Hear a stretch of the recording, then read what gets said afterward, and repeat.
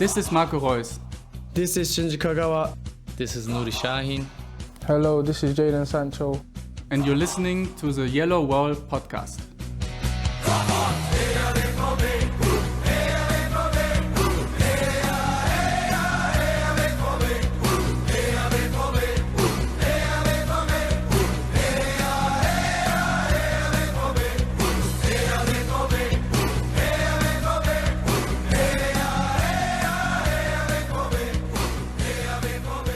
Hello all and welcome to episode 455 of the Yellowwallpod. I'm your host, Stefan Butzko. And today we will talk, well, what are we going to talk about? We haven't been on for a while, so I think there's a lot of more general stuff to discuss. Either way, I'm joined by Matthias Zug. Hello Matthias, how are you doing? Hey Stefan, I am doing well. I am happy to be back talking Borussia Dortmund, and I think we both owe, maybe not an apology, but at least an explanation as to why there's been a little bit of a break. I think it's an apology that we do owe, kind of. Yeah, I mean, I tweeted about it. I've had some people ask about it. Lars was kind enough to send us. We actually made Reddit, which is like, wow. I mean, we are obviously famous now, right? Because we were a Reddit topic for Dortmund fans. And well, first I was gone for a month for work and family reasons. And then it's almost like we waved at each other in the sky. I was flying back from Europe, and then Stefan, you were heading in the other direction. Yeah, it was almost, I think it was pretty close days-wise. Within 2 days, I believe. Yeah. Well, either way, I did not pack my microphone or anything because I went on vacation, and then, of course, I also had to work for 2 weeks. Not really much time, but I did get to catch the Dortmund game live in the stadium, which was nice. So I've got that going for me. So I can tell you everything I observed in the super exciting 1-0 win against VfL Wolfsburg. But yeah, Matthias, I don't even know where to begin. Are we talking about transfers? Are we talking about the general vibe? Are we talking about the controversies surrounding Dortmund? Or I don't know. there are just so many things. Obviously, getting back to hosting the show, not that easy of a transition for me. So Matthias, before I waffle on, where do you want to start? Well, I think, we're obviously not going to go back and analyze every single match because that would be like a 5-hour episode minimum, since probably more like 8 hours, since we take well over an hour usually per match day review preview. But I would say, the last time we talked, or last time you talked, I wasn't even on this, was Bochum. And so I think after it was that, pre-Bochum, right? It was just after the Cologne win. Yes, exactly. I was in Germany at that time. So Bochum happened, and then Heidenheim happened. Oh boy! And it's kind of, I would say, kind of reviewing the trend of Dortmund since then, because here's the weird thing: Dortmund are undefeated. And are in a better position now than they were a year ago. And well ahead of the curve of where they were a year ago. That being said, that Heidenheim match was like the low point for me and for a lot of people online. And that's where kind of that narrative began, because Dortmund seems to be one of those teams that people create a narrative about, and then that narrative never goes away.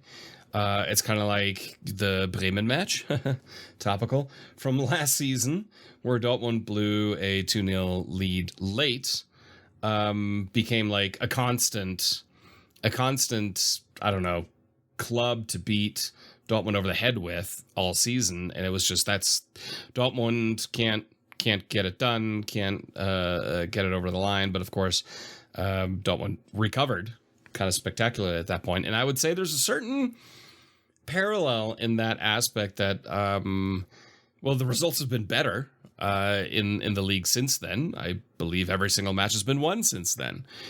And we'll leave Champions League a little to the side right now. But overall, the trend, in my opinion, has been good. It's hard to argue that it's not been better, because the results have been better. The performances, I would say, it's not too much of a stretch to agree with pretty much what everyone has written and said, that the last 45 minutes that we saw Dortmund play, which were the last 45 minutes against Union Berlin, were the best 45 minutes Dortmund have played this season. And let's just hope that continues. So, I mean, in my opinion, the trend is positive from here on out. But what do you think? Yeah, I think it was always going to get better than in the very beginning, because there was one major observation for me, is that this team did not seem fit entering the season. I mean, Tesic and training staff always say as much, just that the preseason preparation, or the preparation for the season, basically continue until like match day 3, 4, 5 or whatever, because they have to prepare for a long season. And of course, with the US tour, the preseason preparations weren't quite perfect, let's say. But also, I think it was Julian Brandt who said that maybe not everyone did the utmost to be in the peak physical shape they needed to be in to start into the season. Now, obviously, I don't want to like point fingers right away at certain players, but the one player where it seemed like the most obvious already, like from the preseason friendlies, was actually Sebastian Aller. And I don't know if that is to do with his diagnosis and the season he's had, and sort of just life circumstance, where he just isn't in the form that he needs to be in now. I think he scored a nice goal for Ivory Coast during the international break already. But apart from that, I just, I was surprised to see that he just completely fell off. There was just zero pace about him, zero effort, and just like a general sluggishness, terrible first touches, and just for a player so vital to Dortmund's system, someone that holds up possession and whatnot, also not really getting at the end of any chances really. I was very worried about him, and so I understood why Dortmund signed Füllkrug, and obviously we were all saying, pretty much the whole fan base, is that in a vacuum, the Füllkrug transfer is a very good one, but there are probably more pressing positions where Dortmund needed bolstering. But considering the form of Sebastian Aller going into the season, I'm now actually really glad Dortmund have him, especially due to the absence of the Africa Cup later this, or rather later this season, at the beginning of next year, I think it is, because Sebastian Aller's form is very worrying, I'm still not entirely happy with Emre Can being the team captain, because his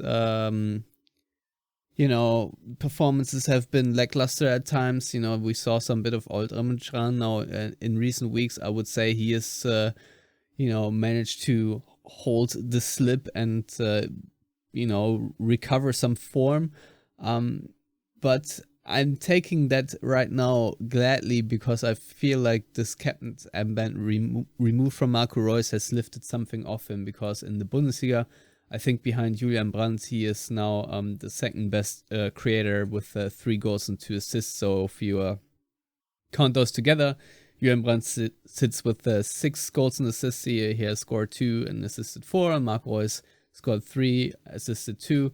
And then, of course, next one is Daniel Malen, who has scored 3 goals, and Füllkrug behind that with 2 goals and 1 assist. And then it's not surprising that the next best one is Mats Hummels with 2 league goals already.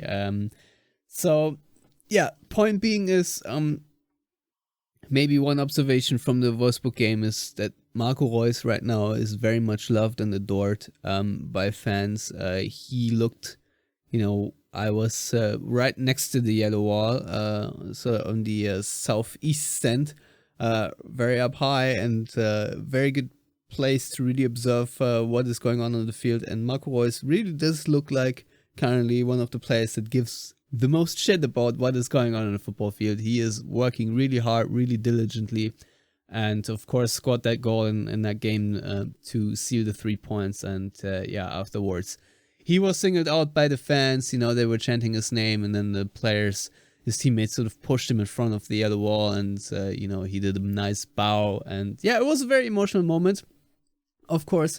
But it's all to say, Matthias, that not all is bad. I personally was glad to see Marco Reus play in the flesh, see in the flesh Marco Reus play, and of course see him play well again, even though he is right now not the team captain. But having him in there play well is really important, because I think I was talking a lot about how lethal Daniel Malen and Karim Adeyemi were going to be this season. Now, unfortunately, Karim Adeyemi has sort of gone off the deep end. Matthias, do you have an explanation for that? Why he is not in form right now?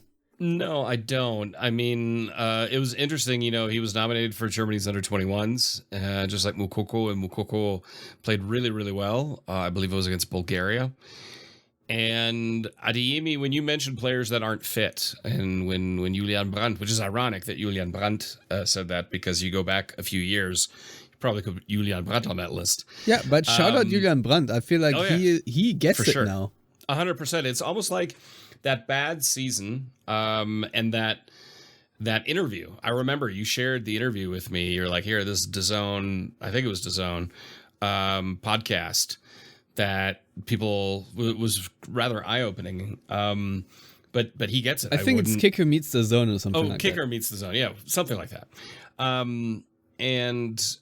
But when you mentioned players that were lacking fitness, I mean, Alea is very clear. I'm going to give him a bit of a pass because, I mean, first of all, second half of last season, he played really, really well.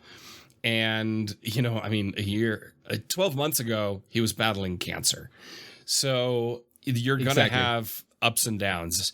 I know people, I am people who have, major chronic illness issues. And so you have good days, you have bad days. It's just the way it is. And it's a long road for recovery. And you can't forget that he's also a prime athlete. So there's really no rest day in that sense, especially in the modern game. But Adeyemi, I'm not giving a pass to. I think that is... Now, he was still making the runs. It's not like he wasn't fast, but he just... It reminded me of... I don't remember which season it was, like the first half of the season. I think it was Jadon Sancho's last season, where that first half of the season, Sancho was just not even present, it seemed. And then, of course, second half of the season, he had probably his best second half of the season ever. So Adeyemi could do that again. I mean, he did it last season. Hopefully he can do it this season. But to have Marco Reus step up. And the other one that I'm really, really genuinely happy about is Daniel Malen. I'm very happy that he is continuing to perform well and that he seems to have found his sweet spot. I believe he became a father this year, and that has really helped center him. He's a very quiet, introverted, humble person, which are people that I like, which I feel like the sport needs more of, to be perfectly honest, at times. And so I'm happy to see him be happy. There are players that, when we look at it, Adeyemi, I don't know what the issue is. I think it's youth. I think it is inexperience. I think at times he gives off an air of... aloofness? I was going to say petulance, but disinterest, whatever. Kind of the same criticism I have had for many years of Giovanni Reina. Gio Reyna also, he was either on or it seemed like he just didn't give a shit.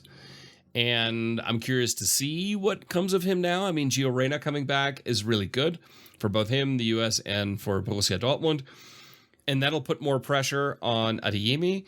I think that's good because Gio Reyna can also be a creative spark so that, you can give Brandt a bit of a break, you can give Reus a bit of a break, and you have a little bit more rotational options.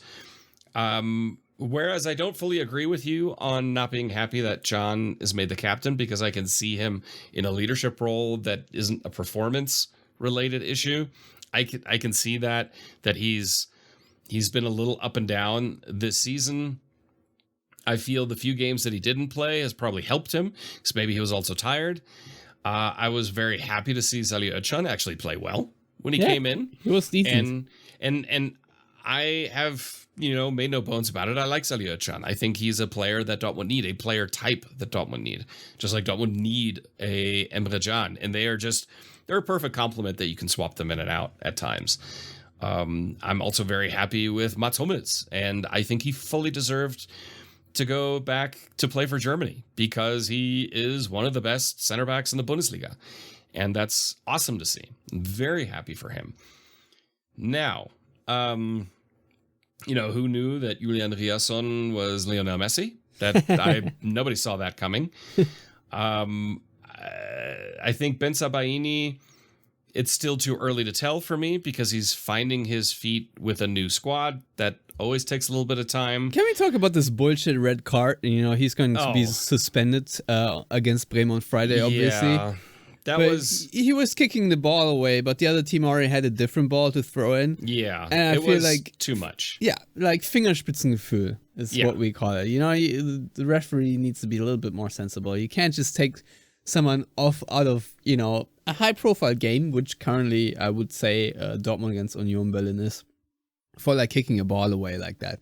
I'm sorry, it wasn't even like he booted it on the stands. He just like sort of kicked it away a little. So I don't know. To me, it was just complete nonsense. But I agree, but he shouldn't have done it. No, and I also said agree. as much. He said it was the ref should have thought a little bit, but Yeah, never give the ref the chance to even book you. Correct. Don't, if you don't want to get a speeding ticket, don't speed. It's clipping this for my wife. Yeah, well, funny story. I actually, when I was in Europe, now I had a rental car and I got a call from my credit card company saying, hey, there's a $30 charge from rental car company. Did you make this charge? I'm like, no, I didn't. And then I got an email with my picture in it, where apparently I went 6 kilometers too fast outside of Trier. And boom, that was 27 euros, which is pretty cheap, but I don't tend to get tickets. So, but yeah, I was like, oh, come on, really? 6 kilometers too fast? Because it was one of those, I just took my foot off the pedal like 2 seconds too late to slow down naturally. But at the end of the day, if I don't want to get a speeding ticket, I just shouldn't speed. In Ben Sabaini, he shouldn't have done what he did. But at the same time, yeah, I think that was kind of a bull crap call. But, Riasson, I'm fine with it, especially against Bremen. Put Riasson on the one side and you'll have Wolf on the other side. I think we'll be fine. To be perfectly honest, looking at this squad and their performances, Sabitzer, I think, will be back in this match. He played for Austria during the week and I think kicked the goal that secured their qualification for the Euros. People are saying, well, they haven't adequately replaced Jude Bellingham. In the season before, it was like they haven't adequately, good Lord, replaced Holland. Fair enough. However, how do you adequately replace 2 players that will be fighting for Ballon d'Ors for the next 10 to 15 years? We're talking about as if Dortmund had, Messi and Ronaldo in their youth on the same squad and then sold them for a boatload of money and couldn't find another Messi and Ronaldo. That's really what we're talking about in Haaland and Bellingham. And Bellingham in particular, because you can always find someone to score goals. And obviously Dortmund didn't have a problem with that in the second half of last season. But what Bellingham would bring, and his impact at Real Madrid has been phenomenal. It's been absolutely phenomenal. And he's playing in a slightly different position. But it's kind of what I talked about at the beginning of the season. You have to take that Moneyball approach and, taking lines out of the movie, that they were trying to replace people like Johnny Damon, at the time 20 plus years ago at the Oakland A's, in the aggregate. So you can't find the exact same player because you can't buy that kind of player. You either don't have the money, or in this case, there just isn't another player like Jude Bellingham on the market. That being said, Felix Mencha has not gotten on base yet. He's been hit and miss. He's had some matches where he was bad. He's had some matches where he played really, really well. I would say Zabitza is also, these are players that are trying to find their role within the team and develop, your favorite word, automatisms with everybody around them. And so to me, it's just a matter of just give them time. You have to give them time. You can't just plug and play and replace a Bellingham or a Holland. It just simply doesn't work. That is outside of the scope of realism. You look at Bayern for the one season, they didn't have Lewandowski. They weren't the same. They could not score the goals. Now they have Harry Kane, but they dropped over 100 million euros on him, which isn't overly typical of Bayern to drop that kind of money on a player at that age. Because Harry Kane's not 24.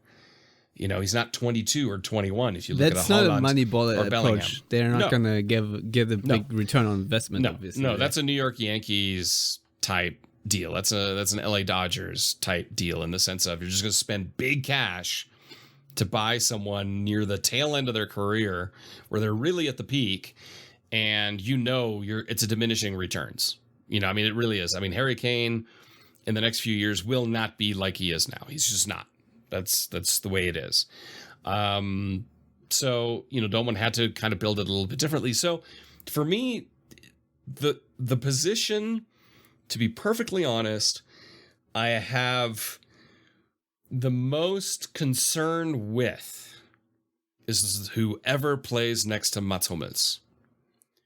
Because Niklas Süle hasn't seemed quite on top of his game. And I feel like Schlotterbeck has actually done better this season than last season. I think overall he's been pretty good. He played really well. Was it last match or the match before? I can't remember. Him and Ben Sabaini had a very good match. And then Zaliochan also kind of shied to the left. And they really played well. I want to say it was the match before that, but I can't remember for sure. And so I thought Ben Sabaini played well against Milan. For what it's worth. And Schlotterbeck, I thought was okay too. Yeah, so, I don't think we can really sit here and go, that's horrible, that's horrible, that's horrible, that's horrible. There are some issues. And I think, for me, the biggest issue is the final third. Like that last creative pass to score the goals. Now, in the last few weeks, it's come. But before that, it wasn't really there. And I think Royce coming into his own again, which is just amazing to see.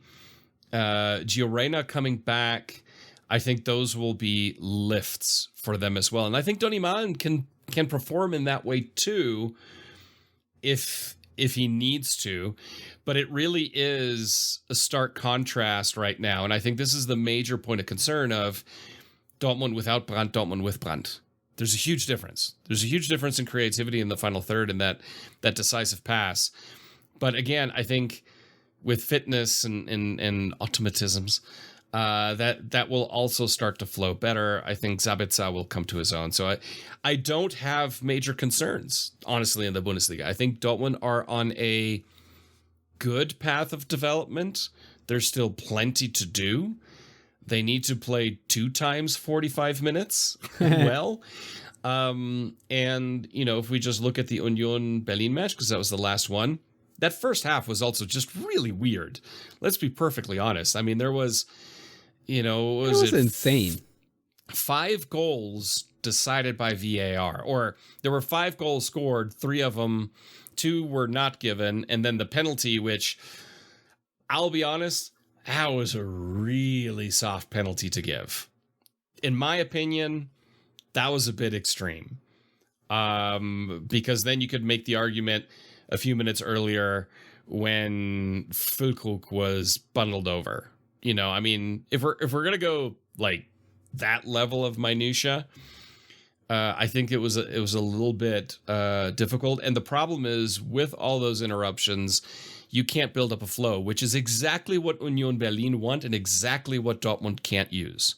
And so, in that instance, I'm not surprised the first half ended with Union Berlin ahead, I believe, at that point. And so, the way the ref called it, the way the interruptions were, it played to Union Berlin's strengths, which aren't many this season, and definitely hurt Dortmund because there's no rhythm. And Dortmund are a rhythm team. Any attacking team is a rhythm team.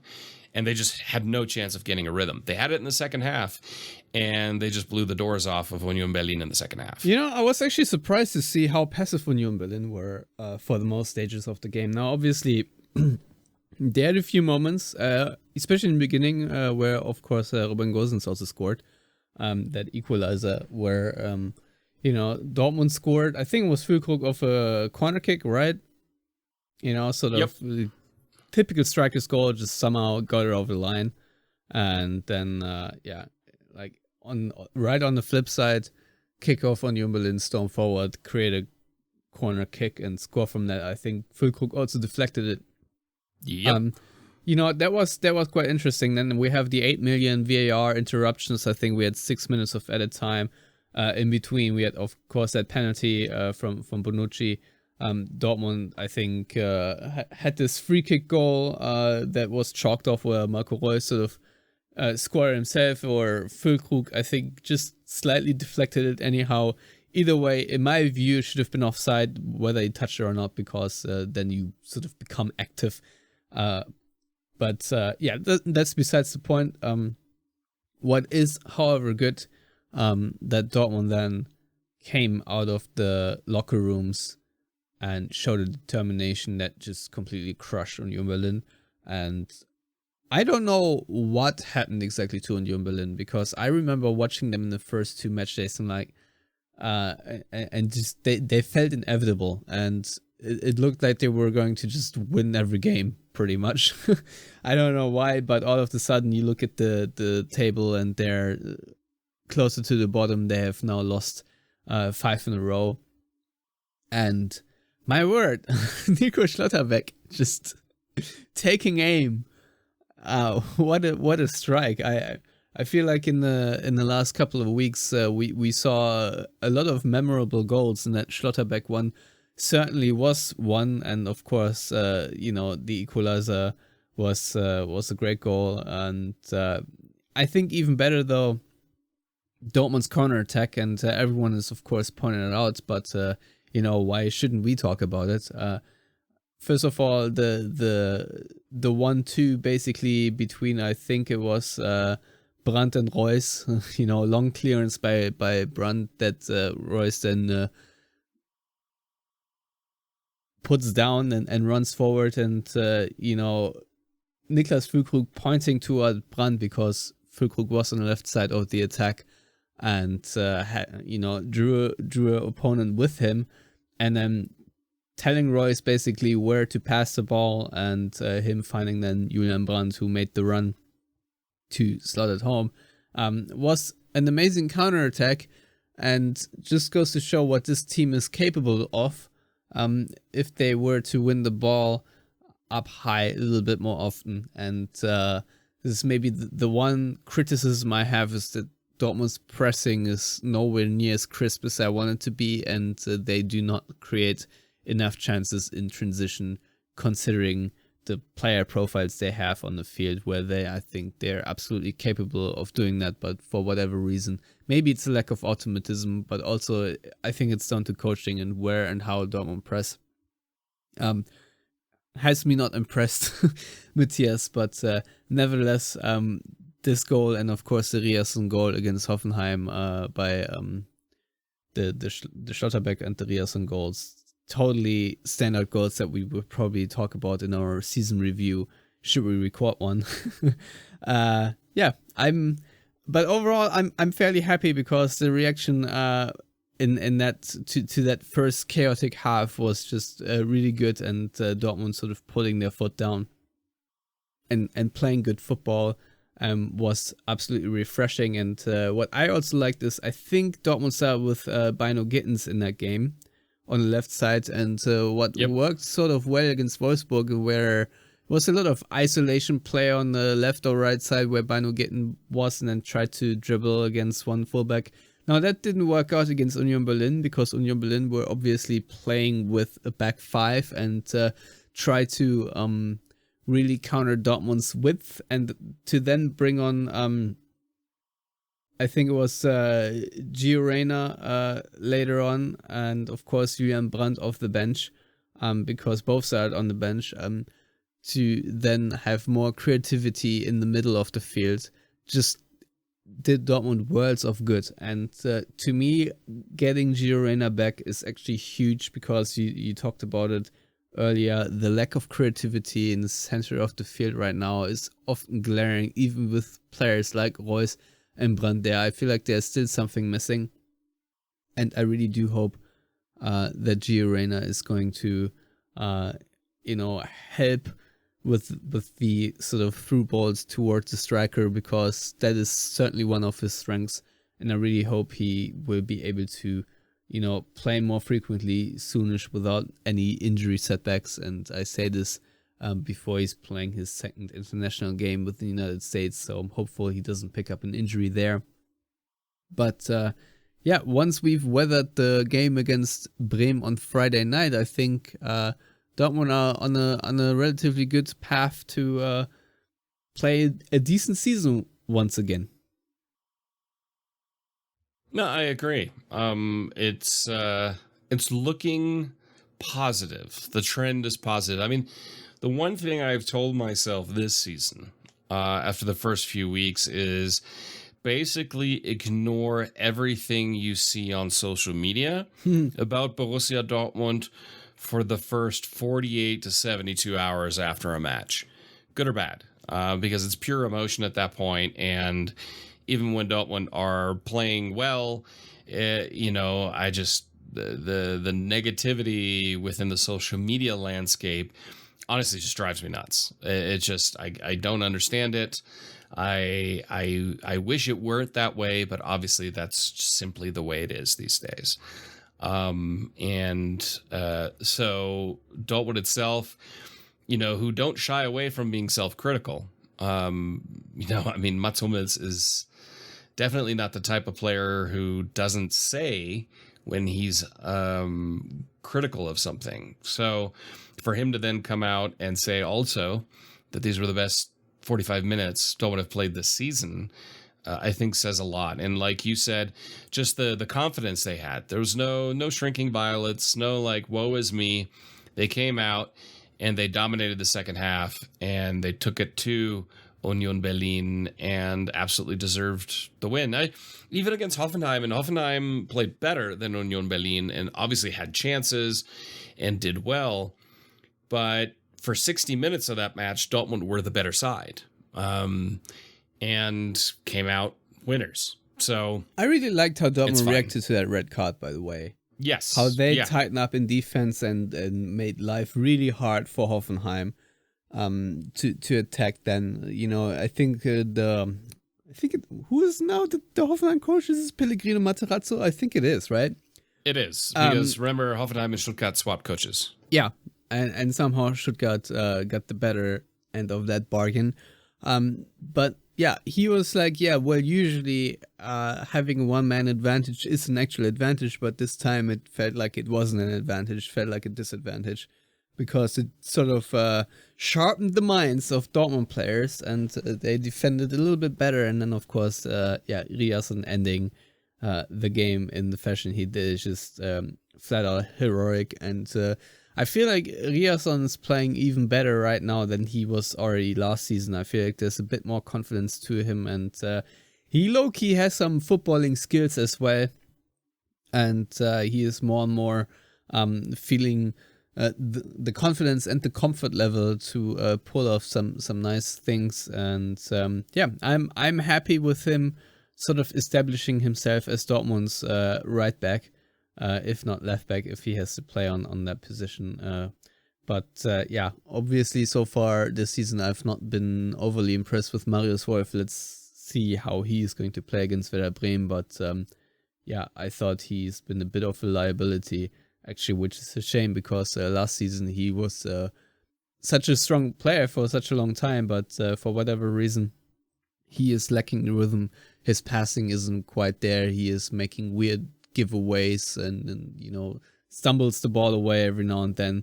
I'm not entirely sure what's going on with him, but yeah, wish he can find some form sooner than later, because he's shown that he can be a very impactful player for Dortmund as well. So that's at least the good part. No one in this team right now is completely unproven, except for, I would say, Mecha. Because even Sabitzer in the past has shown that he is can consistently be a very good player. I've not seen that from Mecha yet at Wolfsburg, and so I'm not entirely sure where this is going. But that all being said, there are some glimpses, after all, from Mecha now in the last couple of games where I'm seeing some positivity footballing-wise, because what's very important of him is the creative part, and you know, just in the final third, or the sort of the beginning of the final third, where you receive a ball as a number 8, and then you need to turn around toward goal and find a pass quickly, not wait around, not look around, you know, but sort of be knowing what you're doing. That's very important, and he has done that a couple of times. Also, switches of play, very important, that you can play a precise ball to your wing player if you're on the right side of the field to play it on the left side of the field, or vice versa. These are things that he has done a couple of times now, and are very important to me. You know, I want a number 8 like in Ilkay Gündoğan, someone who can always play that killer ball. Mecha obviously is not quite there yet, but at least there's a couple of glimpses here and there where he's doing better. I think there's also a lot of criticism towards his effort and his body language, where it wasn't where it needed to be. But I feel like that has picked up as well, because I think he is one of the main culprits of not being in peak physical shape. So I feel like the playing time has helped him too. But yeah, still a cloud to me over that player that might never really quite go away.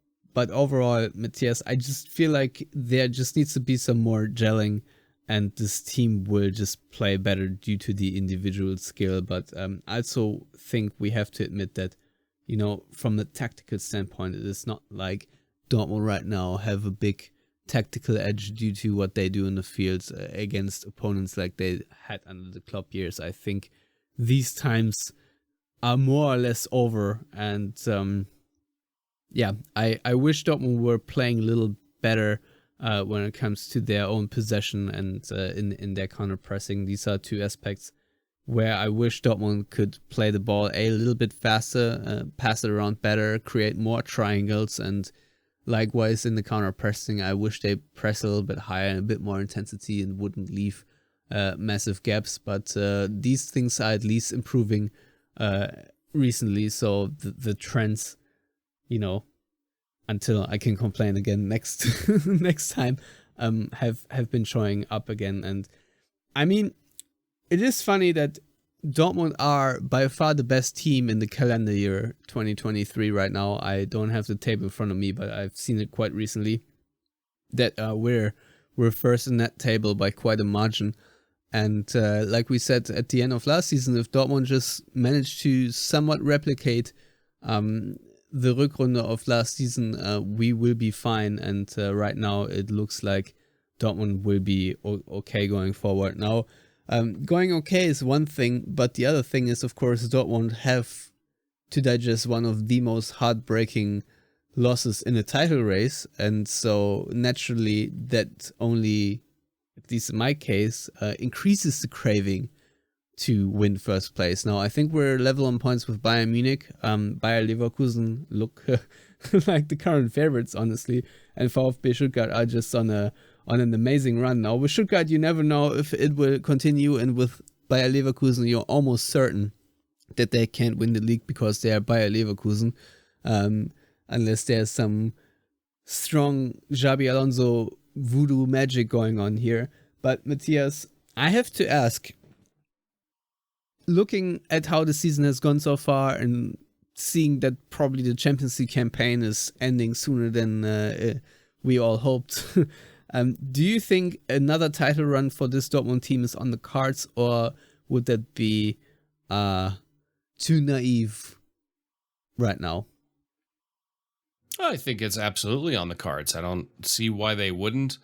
In terms of the Champions League, well, first of all, with Bayer Leverkusen, a few years ago, Marco Rose was Herbstmeister with Gladbach, and I don't think Gladbach won the Bundesliga title in the last few years. So, unless I skipped a year. So yeah, it's pretty early, and it's Leverkusen.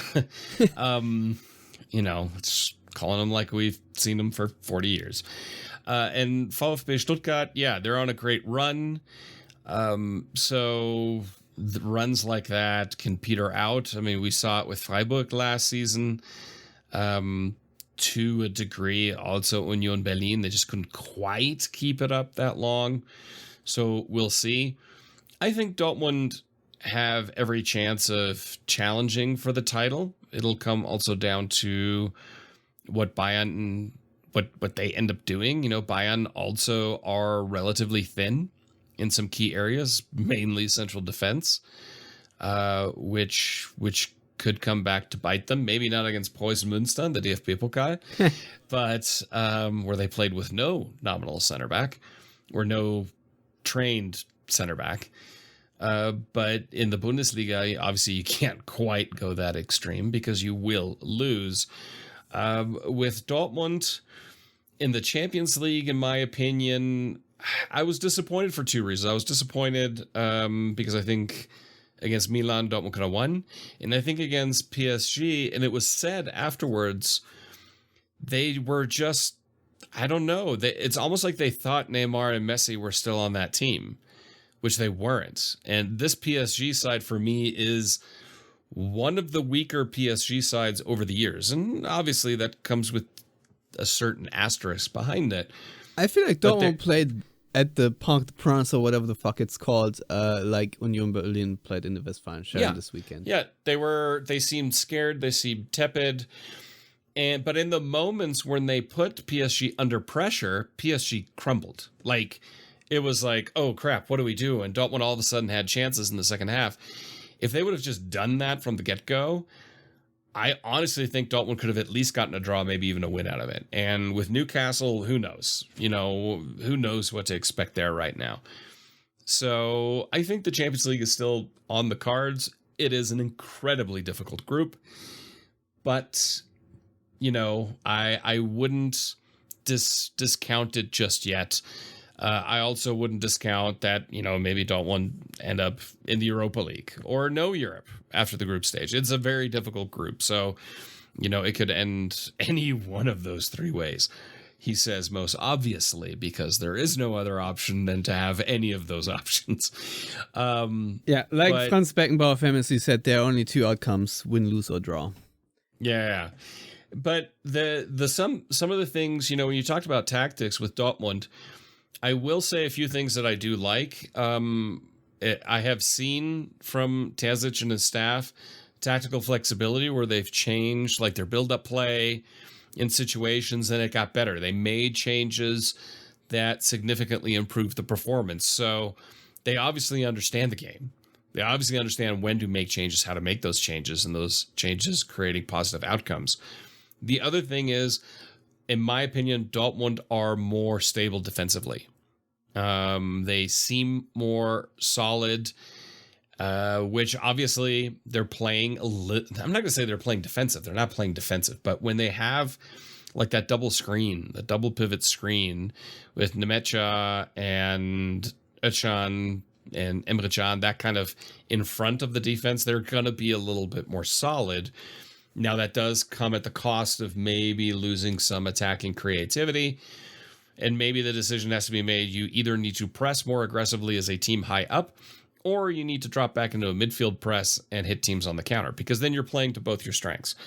At times, it seems like they're trying to do both at the same time, and it doesn't just work. Kind of echoing what you said about the team press not quite being there yet, but that can take time. So the fact that Dortmund have 17 points, or 2 points behind Leverkusen, they're equal on points with Bayern, who are third. Now, goal difference will always be in Bayern's favor, but Dortmund have significantly better goal difference now than they did a year ago. So, again, the trend is positive. All right. We'll see you next week. Thank you so much for coming on, Matthias. I had a lot of fun talking about this. Any other things we want to talk about? I was just kidding, because there was such a good point to end. But Matthias, I know it sounded like the end of the podcast. Yeah. Well, I mean, we've got a Bremen game coming up. Yeah, we do.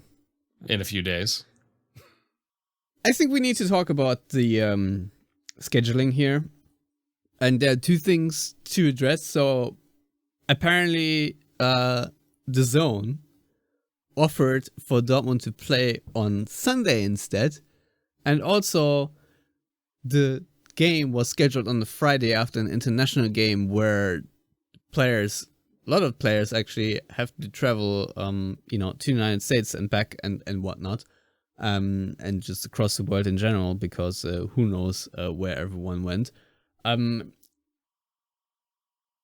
don't know why we're still having a Friday game after an international break. And I understand that the Zone or whoever wants their extra game, just put it on the Saturday parallel to the Zweite Bundesliga game. Just make it after the Topspiel, just make it an 8:30 p.m. kickoff or whatever. I don't care, but do away with this Friday game. The players have so many games already. They're so injury prone as is, and I don't even know what the benefit is, because it's obviously going to make your product more shitty in so many different outcomes, that you have to have this Friday night game because the Zone paid a lot of money for it. Now, I'm not entirely sure if Dortmund could have played on Sunday, and if they could have, they obviously should have. However, Matthias, I'm overall just vexed that we still have this very silly scheduling for what is obviously greed. Well, yeah, and it seems like Dortmund, and these are black and yellow tinted glasses, but over the last few years at least, it seems like Dortmund always gets this weird scheduling thing on a Friday, when honestly, when you look at the Sunday 5:30 game, it's Heidenheim against Augsburg. Like, if you're going to have a Friday game now, put Heidenheim against Augsburg on the Friday night. Like, because who gives a shit? I wasn't even aware of that. Can I just quickly interject to say, what the actual fuck are they doing over there? Yeah, I mean, it's a weird constellation. It's not like the DFL and so on didn't realize that Heidenheim getting Augsburg is probably not going to be a top of the table clash. Even early, but yeah, I agree. Why not just move it to a same time, 8:30 p.m. On Saturday? I don't get it, but it's frustrating. I mean, certain players aren't going to have an issue with it. Adeyemi, Mukoko, and Kobel are all back in training because their matches all got postponed because, as coincidence would have it, all of them were supposed to play against Israel. And obviously, for very obvious reasons, those games are currently not taking place. And then, but you still have Gio Reyna who's playing. You still have a lot of Germany players for Dortmund, which is an interesting development under Nagelsmann, that are going to play against Mexico. And they're in North America right now, which can I just say, dear DFB, what the fuck was that all about? To do a U.S. tour in the middle of the domestic season? Do it in the summer when nobody really cares, or do it in the early break. But to do it now, just, that's rough. And then those players are going to come back, after being in North America for 4 or 5 days, dealing with jet lag, and then they get to play a Friday night game. I mean, it's just... Well, it's better to play the Friday night game if you have jet lag. That's a good point. That's a very good point, actually. Better than the early game. But that being said, now here, old man yelling at the cloud moment from myself. Yeah. Is that tonight, so the game is happening in Philadelphia, is tonight, and obviously I'm not fucking going because I'm, like everyone fucking else in Philadelphia, for the most part, is watching the Phillies.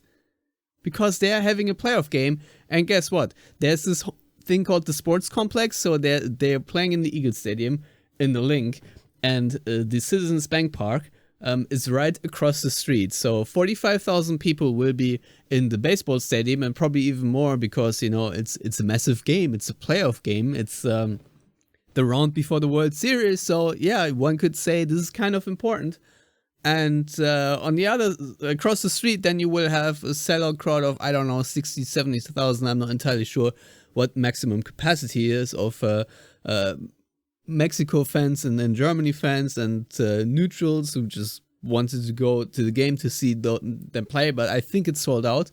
And then right next to it is also the Wells Fargo Center, which is where the Flyers will play. Now, obviously, that won't be a sellout because they suck. But in theory, that could... And the season just started. And the season just started, but that could be potentially another 10,000, maybe 70,000 people or so. I don't know, but either way, it is going to be a gigantic clusterfuck tonight here in Philadelphia, and I'm not entirely sure. Even more than usual, Stefan. Yes, even more than usual. And I can say I lived outside of Philly for a number of years, so I know how wonderful that can be. Yeah, all I'm saying is this is just very annoying to me personally. Also, I'm not going to watch the Germany game because I have better things to do. Look at me, Matthias. I'm volunteering to watch baseball because this Phillies team is actually kind of awesome and it's fun to watch. Yeah. So yeah, the way I've changed is it's frightening, to be honest. It is frightening, but no, to be honest, going to Citizens Bank Park to watch baseball has been fun activity of my wife and I, you know, just having a Shack burger and watching them slug the balls into I don't know where into the Philly skyline most likely. Yeah, it's fun, you know. I can't deny it. Still not quite sure if I would describe baseball as an actual sport, more a game. But that's besides the point. Careful now. I can feel the thin eyes cracking under your feet. But that all being said, it's good fun. And yeah, I've, 10, 15 years ago, I used to just lay on the couch late at night and watch the World Series because I always loved the tension of it. But yeah, now it's nice to be close enough to care about it. More closely, and obviously I'm a homer. The Philly fanatic is obviously the best mascot in the world. There's just no ways around it. I've actually written about him briefly in my Borussia Dortmund book that I wrote. So yeah, just him shooting hot dogs into the stands with this golf cart converted hot dog cannon is just one of my absolute favorite things in the world. But now we are very far away from talking about Borussia Dortmund. But last point is just the scheduling is very nonsensical, and I'm not entirely sure why Germany are playing Mexico in the United States. But maybe someone smarter than me can answer that. But point being is playing then away from home in Bremen. After that is all nonsensical, and I cannot make a serious prediction about that game because the Bundesliga, the DFL themselves aren't serious. So how am I supposed to do that? Well said. When I lived in Philly, which is now 11 years Philly ago, or outside of Philly? Outside Bucks County, Doylestown. I just unfortunately had to drive through Philly to get to places, but and Philadelphia is a horrible place to live when you're a Dallas Cowboys fan. It's a horrible place. Yeah, obviously. I think even Dallas is a horrible place to live if you're a Cowboys fan. Just living in general as a Cowboys fan, I heard it's not that easy. Easy. You know what? But you also you had to drive through North Philly, right? For the most part. Yes. Yes. And we're not even going to go there. I mean, it's not Camden, New Jersey, but it's not too far away. But that all being said, last time I lived there was the last time the Phillies were relevant. The days of Doc Holliday, may rest in peace.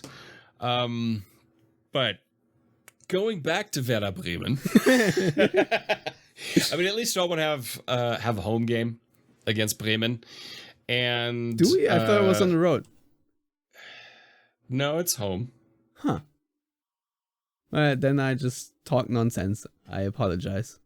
But still. Westfalenstadion. Yep.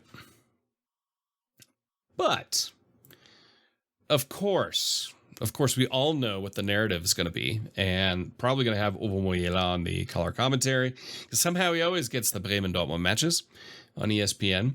But the narrative will be, of course, last season, Dortmund blowing a 2-0 lead in the dying moments of the game and losing 3-2 to Werder Bremen. Now, I'm not going to go and say that that's not going to happen. However, the odds are not in favor of Bremen this time, because Bremen have been pretty bad this season, and Dortmund have who was their best goal scorer. So that's obviously not good for Werder Bremen. Very good, I would say, for Dortmund. It's the right kind of match to come back to. If I look at the teams in the top that are playing this weekend, you know, a few of them are easing in. I would say Stuttgart, Union Berlin, probably not. Leverkusen, Wolfsburg, probably not. El Plastico, they're in Wolfsburg. But Bayern are getting Mainz, and they're probably going to completely destroy them, because Mainz are particularly bad this season. So I am breathtakingly optimistic. Bad. Yeah. Oh, yeah. I am quite optimistic for Borussia Dortmund against Werder Bremen. I think it helps that you've got some players that are already back. I also, and you know, since I mentioned his name just not too long ago, I think it's great that Gregor Kobel extended his contract with Borussia Dortmund. Maybe we should have mentioned that. That's kind of a big deal. It's a massive deal. He's like one of the best keepers in the Bundesliga and in Europe, and that's a big deal. I mean, I'm so glad you brought it up, because otherwise I would have edited this podcast and we're sitting here like, we never talked about Gregor Kobel. Or Bynoe-Gittens, for that matter, because he also put pen to paper. Yeah, he did, but Kobel, in my opinion, significantly bigger deal than Bynoe-Gittens. You can, as Dortmund have proven, you can find a Bynoe-Gittens type player on a more regular basis, because Dortmund do it all the time. Whereas a Gregor Kobel, that's a hard one to find. And so I think that's huge. Yeah. Followed instantly by the rumors if he was going to replace Manuel Neuer at Bayern München. Well, if he would do so, that would be a nice payday, but I am not seeing that whatsoever right now, to be honest. But I said it before and I'll say it again. Any successful team, their foundation is always a great, not good goalkeeper, and Gregor Kobel most certainly is that, and I'm very, very happy that he indeed sees his long-term future with the Black and Yellows, because otherwise he wouldn't have extended. Now, obviously, he is also glad about doubling, tripling, whatever his salary, but making him a top earner is an absolute no-brainer. If there's someone who deserves to be a top earner on this Dortmund team, Gregor Kobel most certainly ranks among these players, because he has been just absolutely vital to Dortmund's success last season, and of course this season already. He is an awesome goalkeeper. Now, the only weakness he has is probably his feet. Like, his passing game isn't as strong as it probably needs to be for a top goalkeeper, but man, this guy is saving so many decent chances, one-on-one duels and whatnot, and he is a presence and the vibe. Let's just say how it is. that I'm just really glad that he's on our team, because he is a winner and he helps Dortmund win games. And so, yeah, having him extend his contract, I think it's a 5-year deal that he signed, right? Is just enormous. And all the shit that I otherwise would give Sebastian Kehl about, somewhat botched summer transfer season, that to me is actually more important than a transfer here and there, if I may say so, because he is one of our foundation and cornerstones, and I hope he has an injury-free season. Ditto. Deep analysis. Yeah. But one last thing I wanted to say about Füllkrug and Werder Bremen, the point I tongue-in-cheek wanted to make beforehand, that of course, as much as I love to talk about automatisms, one of my a bit newer things that I like to talk about is the curse of the X. And that is actually, I think, the main strategy for Borussia Dortmund, why we're mainly buying players from other Bundesliga teams, is that I think the curse of the X is real in football. And usually that dictates that Niklas Füllkrug will score once or twice against Bremen to determine the outcome of this game. Just like Julian Brandt has annihilated Leverkusen a lot. Or Marco Reus very trigger happy against Gladbach, and so on and so forth. And of course, we have been at the bitter end of that quite often as well. I'm fairly confident in Fülle scoring in Fülle against Bremen. Yeah, I think we're going to see, I would venture to say, 2 non-celebration goals from Niklas Füllkrug, because he's going to do the typical not really celebrate. Oh yeah, wasn't that what Riasson did, speaking of curse of the X, when he scored that deflected goal against Union Berlin? Yeah, and he also didn't celebrate, and I celebrated because I don't like Union Berlin. And I find their style of football an affront to good taste. But so I'm always Matthias standing on his balcony, lowering his thumb. Yes. Yeah, no kidding. But no, I think that the curse of the X, obviously Dortmund have been the victim of that against Bayern more than once. God. Because, Lewandowski. And so it would be, I'm not going to say it's great to see it. I like Werder Bremen. I don't have any animosity against the club. So, I think it'll be a good match. I mean, scheduling notwithstanding and all that kind of stuff, we'll still have to see who is fit, who is tired, and so on. I hope Rangnick, who now extended his contract and has gotten Austria to the Euros, will not play Marcel Sabitzer, at least not more than 45 minutes in the final qualifying match that they're playing now. And so that he doesn't, get injured again, because I do think he can become a very important player for Dortmund this season. And so the same for all of the players that Nagelsmann nominated, because the Germany matches just don't matter. And so it'd be good to not get injured in games that don't matter.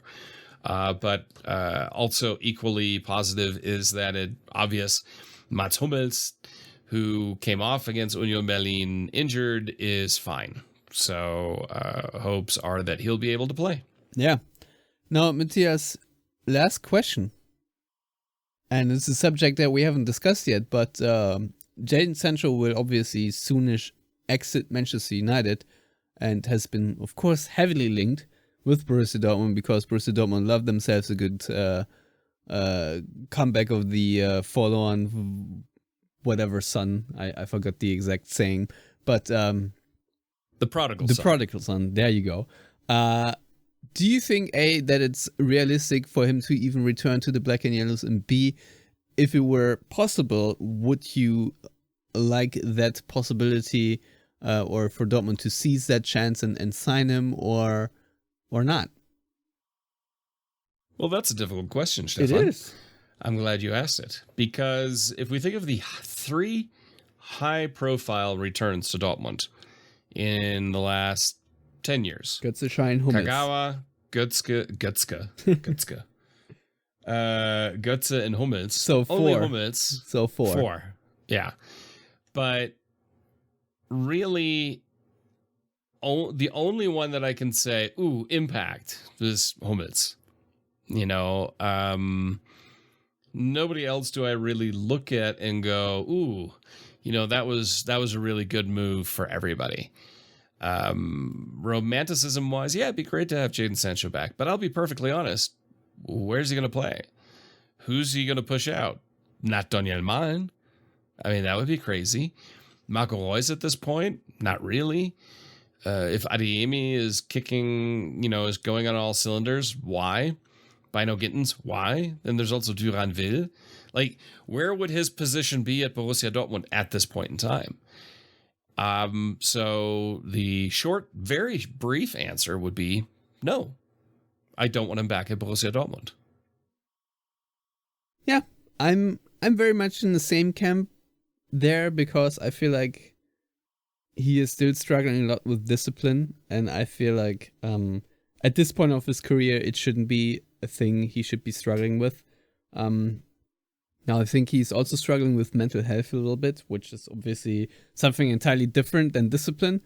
But I don't know if it really would work out, to be honest, if he returned. Of course, if he played like he did right before he left, then yeah, that would be an absolute no-brainer, but I just don't see it happening.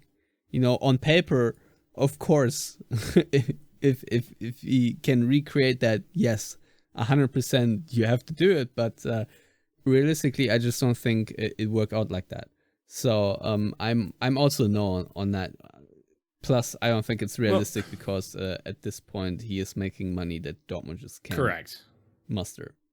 Correct. I mean, the financial outlay that Dortmund would have to put out to even come close to what the ludicrous money that Manchester United are spending on him would just be asinine. Dortmund can't afford it. I don't think they would do that. Even if they would say, hey, come back on loan, blah, blah, blah. I don't see that happening. And then on top of that, like you said, because he's always been a head case type player. And I don't mean that, you know, to make light of any depression struggles or anything like that. But in terms of, we saw it in the past as well. Like, if he just doesn't want to, he just won't. And you have a lot of young players in that same position. Dortmund would basically have to rebuild Jadon Sancho's confidence. Now, it may already come back by the time he comes back to essentially his home away from home and a place where he was loved and nurtured. But the club is different since then. And the people around him are different. So I don't see it. And then if he does fall back on poor discipline, you know, you have to think of what's the knock-on effect for young players like an Adeyemi, like obviously a Bynoe-Gittens, who has that connection with both being from England. And so it just wouldn't make sense. I think for Jadon Sancho, the best move would be to move to a different club in England and just get away from Manchester United. That is such a toxic club. I mean, go to Brighton. Honestly, go to a club like Brighton or Brentford and play there. It's not Manchester United, but man, it is a much more nurturing environment than Manchester United or Liverpool or Manchester City. Way better. And I think that he would benefit from it also mentally. All right. Odds are he's going to end up at Crystal Palace, where like all the Manchester United rejects seem to go. All right. I'm glad we touched on that subject too, but now I think it's really time to end the show. There are still topics that we can discuss next week, like Yusuf Mokoko's future, etc., etc. But for now, Matthias, it was fun to be back on. Thank you everyone out there who tuned in once again after this hiatus.